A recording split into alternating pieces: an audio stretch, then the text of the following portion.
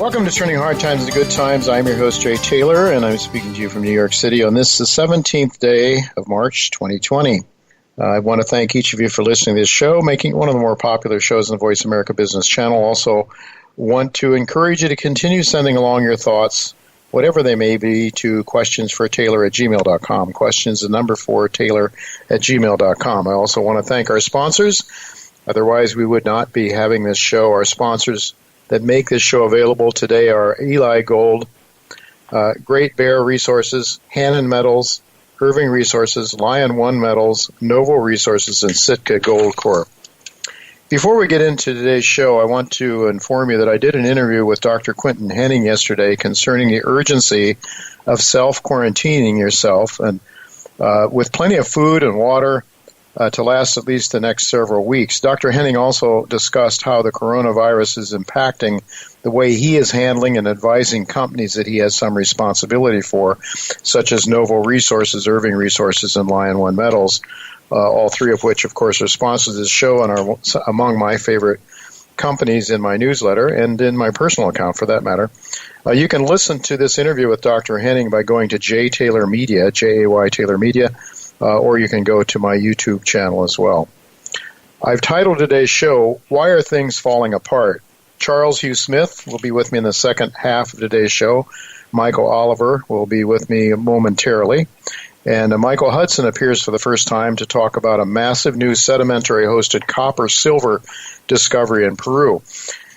Mainstream pundits on CNBC and Fox Business channels have been talking about what a great economy Americans have enjoyed, with stocks hitting new highs month after month. But quite abruptly, a black swan named coronavirus swam into the economy, triggering enormous equity market declines and, without a doubt, untold carnage in the real economy. The response is already a promise of trillions of newly printed dollars to try to alleviate the pain of this suffering. Whether or not that pain is the suffering of common folks or, most importantly, the big boys on Wall Street remains to be seen. Well, most people will say that, as they did after 2008, 2000, year 2000, or the 1987 crashes, that no one could see it coming. But that's not exactly true. There have always been those who understand Austrian economics that realize that the seeds of our ultimate monetary destruction were sown by John Maynard Keynes, who introduced the economic religion of Keynesianism. In fairness to Keynes, his theories held that government should pay back debt in good times and only go into deficits during business downturns. Unfortunately, unlike truly free market economics built on solid foundations of an honest monetary system like gold or silver, being a faith-based economic system like Keynesianism is, there was no way of enforcing good behavior. So the natural laws of economics, when based on sound money, they do enforce responsible behavior. In the best interest of people, they obey the laws of natural economics. But not so with Keynesian economics. The politicians have never been able to pay back during good times. They've always been borrowing more and more, and the consequence has been mountains of debt that is really now starting to bog down, more than bog down, to destroy the global economy in essence. And we're starting to see that in spades once again. They managed to write the aircraft in 2008, but at great expense. And now I'm afraid, as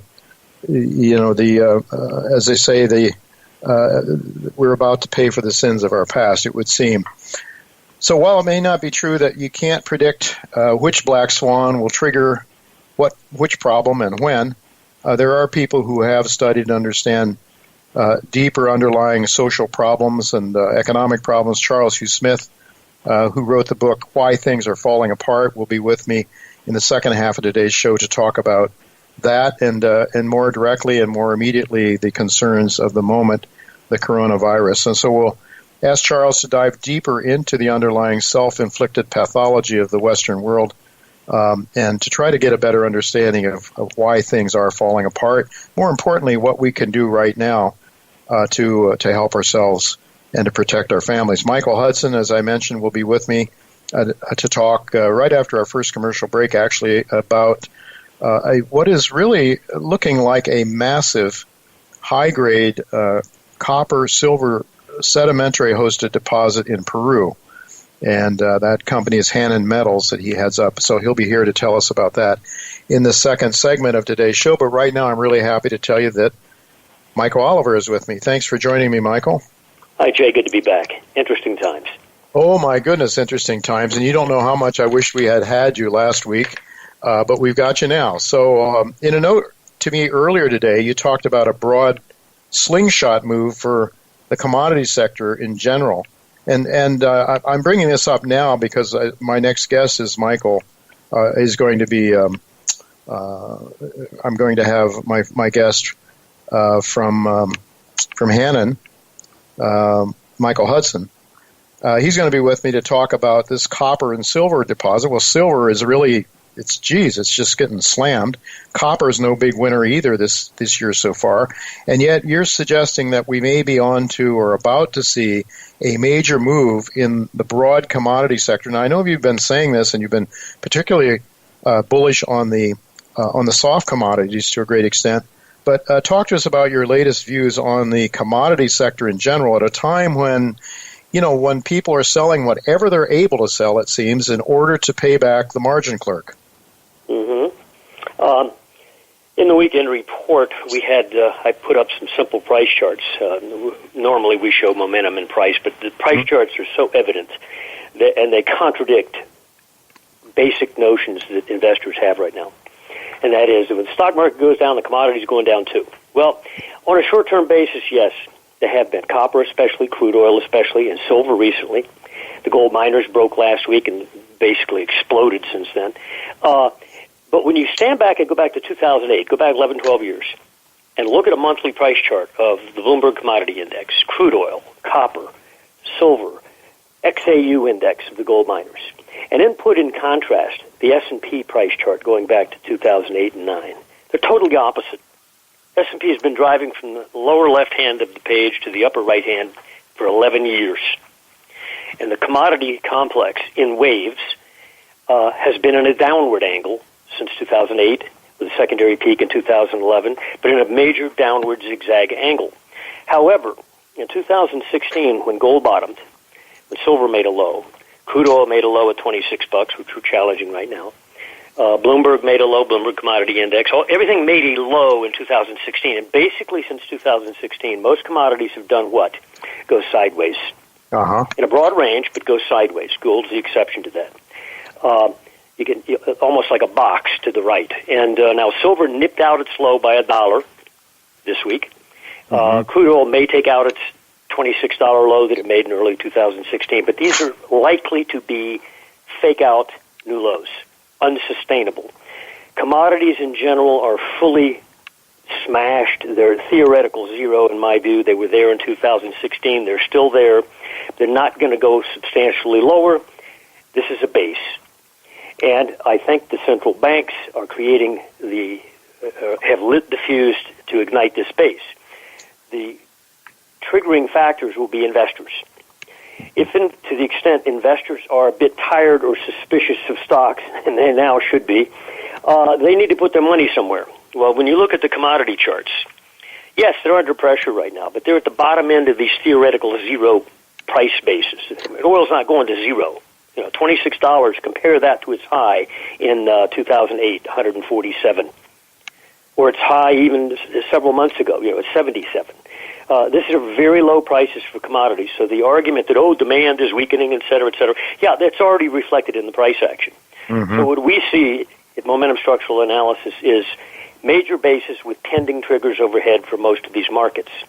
Some of them will be stronger than others, but the percent gain that you can see out of some of these markets, given the price levels they're at now, and the fact that they're oversold and the fact that they're exhausted on the downside, you could have vacuum-type upturns, much like we just saw, which we expected in the GDX ETF. It dropped down to $16 and change on Friday. I was watching the ticks, a 5-minute bar chart. It was a full crash mode trying to copy the stock market. Where's it trading now? Reached 25 today. From 16 to 25 in a matter of a few days. It shouldn't have been down there at 16. That was a fake out. It didn't make a new low, by the way. Its low in 2016 was $12.40. So GDX came back, probed near that low, took out a few intervening lows to run some stops. But as soon as they did, the vacuum effect took hold. We're now closer to the top of the range than the bottom of the range in a matter of 48 hours. That's the kind of action we're tending to expect. Other market we're watching very closely in that regard is silver. Silver tapped out its 2016 low by $1 or so. It was $13 and change back then. We got to just under 12 in this recent break. It's now trading around 13. We're watching for trigger numbers on that market, and we'll update our subscribers accordingly. Gold, meanwhile, is what? We have a big up day in the dollar because there's a panic run for dollars around the world as the financial markets are quite unstable and fractured. The Fed is noticing that. They're providing trillions of liquidity around the world. They're buying T-bonds and so forth to satisfy that demand. Right. But the dollar is up sharply today. Gold's $100 off yesterday's low. Mm-hmm. So again, comparisons of what the dollar is doing versus gold, I think, are essentially irrelevant. The dollar has not been a beneficiary to gold over the last couple of years, and yet gold has gone from, 1100s to 1700. Mm-hmm. Right. So, I think people have to stand back and look at this commodity complex and realize that gold is leading, as it did in the late 70s, by the way, and that most of these commodities are bombed out. And if they're bombed out and investor preference shifts, once you get an upturn in the commodities, once they can smell that upturn, the flow of new liquidity that the central banks are creating, where's it going to go? Into a stock market that's now fractured or into bottomed out commodities? I think the latter. Well, I would suggest so because I think you're going to see declining earnings now as we go forward. The global economy is a mess. It's coming unglued, at least for the foreseeable future. I think that's a fair statement. I think we're in a recession already. Likely we'll see as we progress through the year. They usually backdate these things.